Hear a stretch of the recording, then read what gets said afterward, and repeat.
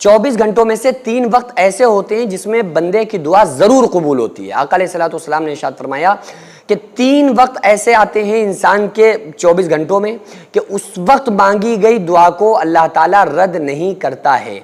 اب افسوس یہ ہے کہ ہم اپنے اپنے طریقوں سے دعائیں مانگ رہے ہوتے ہیں، اپنے اپنے وقتوں میں دعا مانگ رہے ہوتے ہیں۔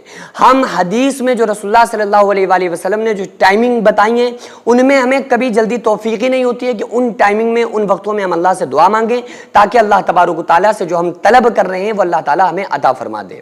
پھر ہم یہ شکایتیں لے کر بیٹھے ہوتے ہیں کہ بھائی ہماری تو دعا قبول ہی نہیں ہوتی ہوں گی جن کی دعائیں قبول ہوتی ہوں گی، میری نہیں ہوتی۔ بھائی آپ کی دعا بھی قبول ہوگی، لیکن پہلے آپ کو یہ سمجھنا پڑے گا کہ دعا ہم کیسے مانگیں، کس وقت میں مانگیں اور کس طریقے سے مانگیں جو اللہ تعالیٰ ہماری دعا کو ضرور قبول کر لے۔ کیونکہ اللہ کے رسول صلی اللہ علیہ وآلہ وسلم نے ارشاد فرمایا کہ اللہ تعالیٰ ہر بندے کی دعا کو ضرور قبول کرتا ہے۔ ہو سکتا ہے کہ مصلحت سے کچھ دیر کے بعد ہو، یا ہو سکتا ہے کہ دنیا میں ہی نہ ہو تو قیامت کے دن اس کا اجر ملے، لیکن قبول ضرور ہوتی ہے۔ لیکن بہت سارے لوگوں کا خیال یہ ہوتا ہے کہ ہماری قبول نہیں ہو رہی، ہم کون سی ایسی غلطی کر رہے ہیں، کون سی ایسی مسٹیک کر رہے ہیں، حالانکہ وہ لوگ بہت وظیفے پڑھ پڑھ کے دعائیں کر رہے ہوتے ہیں۔ تو میں آج آپ کو 2 باتیں بتلاؤں گا اور وہ 3 ٹائم بتلاؤں گا کہ جن وقتوں میں آقا علیہ الصلوۃ والسلام نے فرمایا ہے کہ جن وقتوں میں اللہ تعالیٰ دعا کو رد نہیں کرتا ہے، قبول فرماتا ہے۔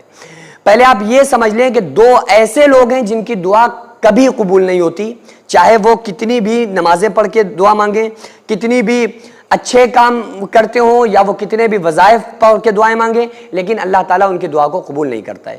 اب آپ پہلے ان 2 لوگوں کو سمجھ لیں۔ بخاری شریف کے اندر حدیث موجود ہے، حضرت ابو ہریرہ رضی اللہ تعالیٰ عنہ راوی ہیں، آقا علیہ الصلوۃ والسلام نے ارشاد فرمایا کہ 2 لوگوں کی دعا کو اللہ تعالیٰ قبول نہیں کرتا ہے۔ پہلا وہ بندہ جو بندہ شرک کرتا ہوگا، اللہ کی ذات میں کسی کو شریک کرتا ہوگا، تو اس بندے کی دعا کو اللہ تعالیٰ قبول نہیں کرتا ہے، رد فرما دیتا ہے۔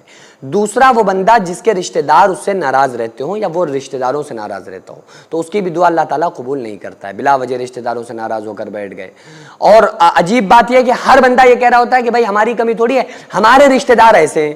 بھائی یہی پرابلم تو وہاں بھی ہے، وہ آپ کے لیے کہہ رہے ہیں کہ وہ آپ ایسے ہیں، آپ ان کے لیے کہہ رہے ہیں، تو کبھی بات نہیں بنے گی۔ آپ نیچے بن جاؤ، کہہ دو بھائی ہم سے غلطی ہو گئی، رشتہ داروں سے جا کے معافی مانگ لو گے، خدا کی قسم آپ کی عزت پہ فرق نہیں آئے گا، اللہ تعالیٰ آپ کی عزت کے اللہ تعالیٰ 4 چاند لگا دے گا۔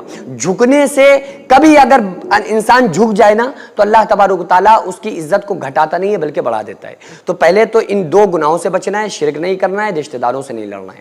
تو جو بندہ 2 گناہ کرے گا اس کی دعا کبھی قبول نہیں ہوگی۔ چلیے اب یہ 2 کام آپ کو کرنا ہے پہلے، پھر 3 ٹائم ایسے ہیں جن میں بندے کی دعا ضرور قبول ہوتی ہے۔ آقا علیہ الصلوۃ والسلام نے ارشاد فرمایا تہجد کے وقت مانگی گئی دعا کو اللہ تعالیٰ قبول کرتا ہے، رد نہیں فرماتا ہے۔